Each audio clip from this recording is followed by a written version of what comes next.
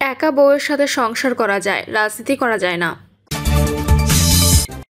জানাবো বিএনপি আওয়ামী লীগ একই গাছের দুই ডাল, বলছেন ফয়জুল করিম। সময় ভালো যাচ্ছে না, অনেকেই অনেক কথা বলছেন মির্জা ফখরুল। এবং সর্বশেষ জানাবো 1 মাসে 2 প্রসূতির মৃত্যু, ক্লিনিক মালিকের বাড়িতে হামলা। শুনছিলেন সংবাদ শিরোনাম, এবারে বিস্তারিত। বিএনপি আওয়ামী লীগ একই গাছের দুই ডাল, বলছেন ফয়জুল করিম। ইসলামী আন্দোলন বাংলাদেশের নায়েবে আমির মুফতি সৈয়দ মোহাম্মদ ফয়জুল করিম বলেছেন, বিএনপির কাছ থেকে আওয়ামী লীগ একক নির্বাচন শিখেছে, আবার বিএনপি শিখেছে আওয়ামী লীগের কাছ থেকে।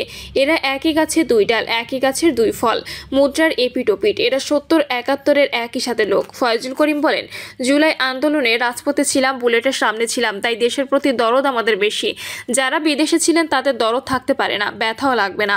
আমরা রাজপথে ছিলাম, কথা বলার দায়িত্ব আমাদের। যারা রাস্তায় ছিল কেবল তারা কথা বলবে, যারা ছিল না তারা থাকবে জেলখানায়। কারণ আমরা রাস্তায় আন্দোলন না করলে আপনারা জেলখানা থেকে বের হতে পারতেন না।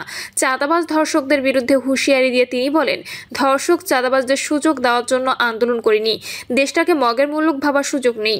যারা শেখ হাসিনার বুলেটের সামনে বুক উঁচু করে রাখতে পারে, তারা চাঁদাবাজ ধর্ষকদের সামনেও বুক উঁচা করে দাঁড়াবে।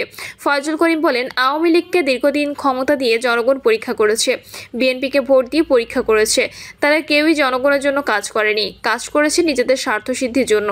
এবার ইসলামী দলগুলোকে একবার পরীক্ষা করেন, আমাদের ক্ষমতা দিয়ে দেখেন। আমরা আপনাদের জন্য কাজ করতে না পারলে আর কোনোদিন পরীক্ষা দিতে আসব না। চোর ধর্ষকরা ক্ষমতায় গেলে দেশ আবারও দুর্নীতিতে চ্যাম্পিয়ন হবে। সময় ভালো যাচ্ছে না, অনেকেই অনেক কথা বলছেন মির্জা ফখরুল। সময় তো ভালো যাচ্ছে না এখন, অনেকেই অনেক কথা বলছেন বলে মন্তব্য করেছেন বিএনপির মহাসচিব মির্জা ফখরুল ইসলাম আলমগীর। একই সঙ্গে আগামীতে ভালো সময় আসবে বলেও আশাবাদী এই প্রবীণ রাজনীতিবিদ। মির্জা ফখরুল বলেন, অনেকেই মন খারাপ করছেন, আমি সবসময় আশাবাদী মানুষ। বয়স আমার অনেক, তবে সবসময় আশাবাদী মানুষ আমি মনে করি এরপর ভালো সময় আসবে, আরও ভালো সময় আসবে।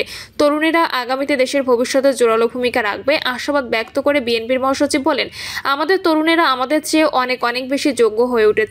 তারা এদেশে ভবিষ্যতে আরও বেশি বড় ভূমিকা রাখতে সক্ষম হবে। তবে তর্ক আছে, বিতর্ক আছে, মতের অমিল আছে। আমরা লিবারেল ডেমোক্রেসিতে বিশ্বাস করি। আমার কথা বলার স্বাধীনতা থাকতে হবে, তোমারও কথা বলার স্বাধীনতা থাকতে হবে, এবং এটাই হচ্ছে উপযুক্ত গণতন্ত্র। জেনারেশন গ্যাপ অনেক বেশি উল্লেখ করে বিএনপি মহাসচিব বলেন, তাদের বুঝতে আমার সময় লাগে। মির্জা ফখরুল আরও বলেন, জেন জিদের সঙ্গে আমাদের পরিচয় খুব কম, পরিচয়টা বাড়ানো দরকার। আবার ঢাকা চিন্তাভাবনার সঙ্গে ঠাকুরগাঁওয়ের চিন্তাভাবনা এক নয়, এই দূরত্ব মেটাতে হবে। তা না হলে আমরা যে প্রজন্ম, যে শক্তি, যে আর্মি তৈরি করতে চাচ্ছি, সেই আর্মি আমার বাংলাদেশকে বদলে দেবে। সেই জায়গায় আমরা আসতে পারবো না। বাংলাদেশে কেউ মন্ত্রী হওয়ার সঙ্গে সঙ্গে তার মানসিকতা বদলে যায় দাবি করে মির্জা ফখরুল বলেন, আমাদের এখানে যে মন্ত্রী হয়ে গেল সে সম্পূর্ণভাবে ভিন্ন জগতে চলে গেল। তার স্যালুট, তার বাসি, তার বাড়ির সামনে একটা গাড়ি, পেছনে আরেকটা গাড়ি। এই যে মানসিকতাটা তৈরি হয়, এই মানসিকতাটা আমাকে ধীরে ধীরে ওই ডিক্টেটরের দিকে নিয়ে যায়।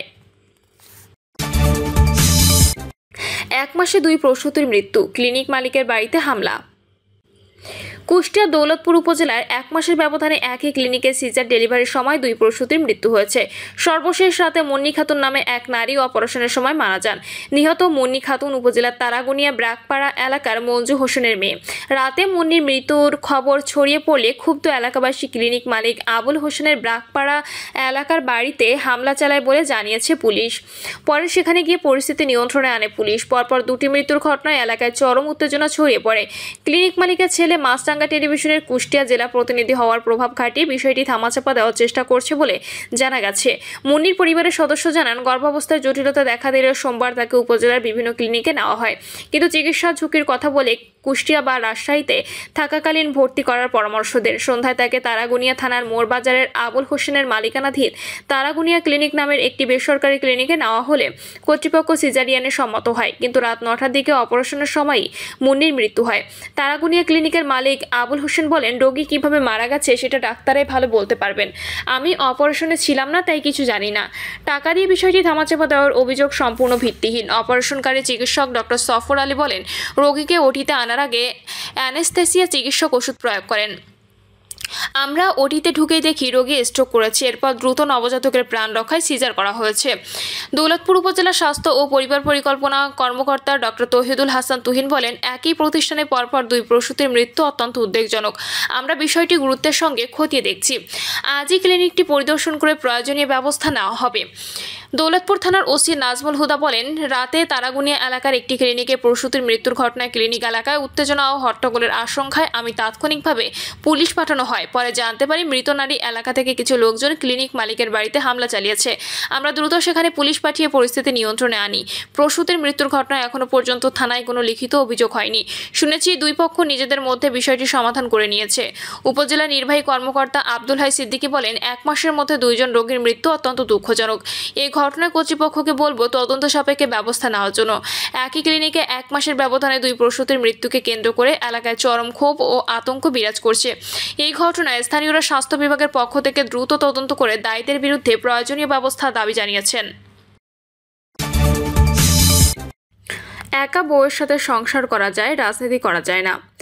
জাতীয় পার্টি থেকে সদ্য অব্যাহতিপ্রাপ্ত দলটির senior co chairman Ruhul Amin Howlader বলেছেন, আমরা চেয়ারম্যানের চিঠি পেয়েছি, আপনার লাভ লেটার পেয়েছি। আমরা আপনাকে বহিষ্কার করিনি, আমরা আপনাকে ফেলে দিতে চাই না। আমরা দলকে শক্তিশালী করব, আবার বৃহত্তর ঐক্য করব। আপনাকে আবারও বলবো, আসেন, আপনাকে আমরা সম্মান দেব, কিন্তু দল ভাঙবে, দল ছোট হবে, এই রাজনীতি আমরা করব না। রুহুল আমিন হাওলাদার দলের চেয়ারম্যানের উদ্দেশ্যে প্রশ্ন রাখেন, কাদের সাহেব কেন এই কাজটি করলেন, তার কি হয়েছিল, তার অসুস্থতা আছে নাকি, এটা পরীক্ষা করার প্রয়োজন আছে। কারণ মানুষকে ভালোবেসে আপন করা, সহযোগিতা করা এটা কঠিন কাজ, আর এখানে ইজি গো ইন। আপনি আমাদের চিঠি দিলেন, আমরা চিঠি পেয়েছি। একজন সুস্থ রাজনীতিবিদ এই ধরনের কাজ করতে পারে না। ABM রুহুল আমিন হাওলাদার আরও বলেন, আমাদের ঘামে, আমাদের পরিশ্রমে, আমাদের টাকায়, আমাদের সারা দেশের মানুষের কাছে যাওয়া, আমাদের আবেদনে মানুষ সাড়া দিয়েছে, আর আজকে আমাদের দল থেকে অব্যাহতি দিলেন। সারা দেশের মানুষ আজ অবাক। প্রাথমিক সদস্য পর্যন্ত আপনি রাখেননি। আপনি কোন সাল থেকে রাজনীতি করেছেন আমার জিজ্ঞাসা, এটা কি রাজনৈতিক আচরণ? কাজী ফিরোজ রশিদ বলেন, জাতীয় পার্টি ছোট হতে হতে আজ ধ্বংসের দ্বারপ্রান্তে পৌঁছে গেছে, একদম ধ্বংসের কিনারায়। সেখান থেকে জাতীয় পার্টিকে কিভাবে উদ্ধার করা যায়, কিভাবে জাতীয় পার্টিকে ঐক্যবদ্ধ করতে পারি, রাজনীতিতে আবার আমাদের অবস্থান ফিরে পেতে পারি, সেজন্য আজ এই সম্মেলন আহ্বান করা হয়েছে। আনিস ভাই দলের সিনিয়র কো চেয়ারম্যান, কি দেখছি চটচট করে সবাইকে বাহির করে উনি একা থাকবেন? একা একটা কোম্পানি করা যায়, বউয়ের সাথে সংসার করা যায়, রাজনীতি করা যায় না। সবচেয়ে দুর্ভাগ্যজনক, GM কাদের আমাদের দলের চেয়ারম্যান, একটা মাথা খারাপ লোক, অসুস্থ লোক, মেন্টালি সিক, তার সাথে রাজনীতি করা যায় না। সংবাদ সম্মেলনে মুজিবুল হক চুন্নু বলেন, উনি যে কি করেন নিজেই বুঝতে পারছেন না। তিনি কি সিদ্ধান্ত নিচ্ছেন নিজেই জানে না। ওনার মানসিক অবস্থা ঠিক আছে কিনা ডাক্তার দিয়ে পরীক্ষা করা দরকার। জাতীয় পার্টির প্রতিষ্ঠা লগ্ন থেকে আমরা পার্টি করি। জনাব কাদের সাহেব, আপনি আমাদের দল ও পদ থেকে অব্যাহতি দিলেন, ওকে, কিন্তু প্রাথমিক সদস্য পদ থেকে অব্যাহতি দিলেন যাতে আগামী কাউন্সিলে কোনো চ্যালেঞ্জ না হয়, আপনি যাতে একদফাভাবে নেতা নির্বাচন হন। তিনি আরও বলেন, আমরা জাতীয় পার্টি ছাড়ব না, জাতীয় পার্টি করব। আপনার যে কাউন্সিল, সে কাউন্সিলে যাব, সে কাউন্সিলে আমরা অংশগ্রহণ করব। আপনি যেতে না দিলেও আমরা যাব। জাতীয় পার্টিকে ভাঙতে আমরা দেব না। আপনি যতই চেষ্টাই করুন, আপনার ব্যক্তি স্বার্থের জন্য দলকে ভাঙার প্রক্রিয়া করবেন, এটা আমরা হইতে দেব না। কারণ আপনার যে এই দলে আমাদের অবদান বেশি, আমাদের দরদ বেশি, দলকে কোনো অবস্থাতেই ভাঙতে দেব না। প্রিয় দর্শক, এই ছিল এখনকার সর্বশেষ সংবাদ। আপডেট সব সংবাদ পেতে চ্যানেলটি সাবস্ক্রাইব করে বেল আইকনটি ক্লিক করে রাখুন।